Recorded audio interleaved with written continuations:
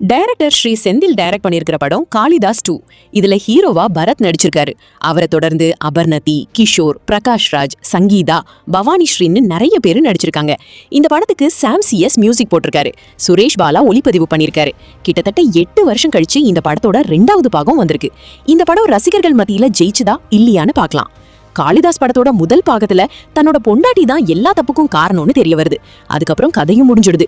அதுக்கப்புறம் தான் காளிதாஸ் 2 வேற ஒரு கதையில போகுது. படத்தோட ஆரம்பத்துல ஒரு வக்கீல் ரவுடிய கொன்னுடுறாரு. அந்த கொலை கேஸ பரத் விசாரிக்கிறாரு. அப்போ 568 வீடு இருக்கிற அபார்ட்மெண்ட்ல இருக்கிற ஒரு குழந்தை காணாம போயிடுது. அந்த குழந்தையோட அப்பா அம்மா தான் அபர்ணதி. இந்த கேஸ் பரத்தோட கண்ணுக்கு வருது. பரத் சீக்கிரமா தன்னோட டீமோட சேர்ந்து அந்த குழந்தைய கண்டுபிடிக்க ட்ரை பண்றாரு. ஆனா எந்த முன்னேற்றமும் இல்ல. அதுக்கப்புறம் பவானி ஸ்ரீயும் பரத்தும் சேர்ந்து அந்த கேஸை விசாரிக்கிறாங்க. அப்போதான் அந்த குழந்தை பிணமா கிடைக்குது.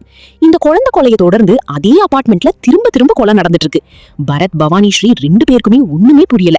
இந்த கொலையெல்லாம் பண்றது யாரு? அந்த வக்கீல் எதுக்கு ரவுடிய கொன்னாரு? இதுக்கெல்லாம் என்ன சம்பந்தம்? இதையெல்லாம் பரத் கண்டுபிடிச்சாரா இல்லையா? இதுதான் படத்தோட மீதி கதை.